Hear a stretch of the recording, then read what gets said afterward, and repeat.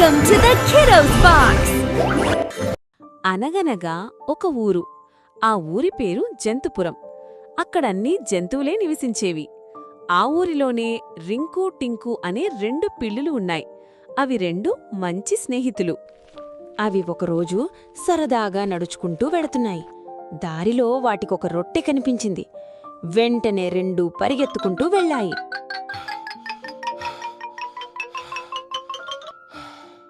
రొట్టెను నేను ముందుగా చూశాను. ఇది నాకే కావాలి అంది రింకు. కాదు, ఇది నేను ముందు చూశాను కాబట్టి ఇది నాకే కావాలి అంది టింకు.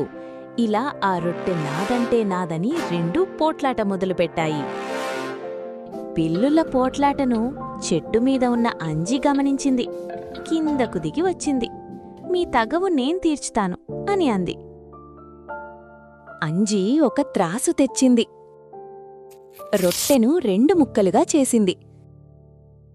త్రాసులో అటూ ఇటూ వేసి తూచింది.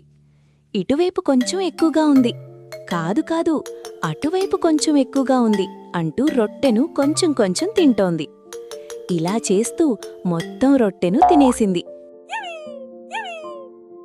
గబగబా చెట్టుపైకి ఎక్కేసింది. పాపం రింకు టింకు బిక్క మొహాలు వేసుకుని అంజివైపు చూస్తుండిపోయాయి. ఈ కథ నుండి మనం తెలుసుకోవాల్సిన నీతి ఏంటంటే, ఐకమత్యమే మహాబలం. Unity is strength.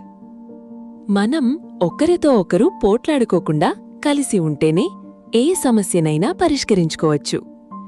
పిల్లులు 2 కొట్టుపోకుండా ముందే మాట్లాడుకుని రొట్టెను పంచుకుని ఉంటే అవి ఆకలితో ఉండాల్సిన అవసరం వచ్చేది కాదు.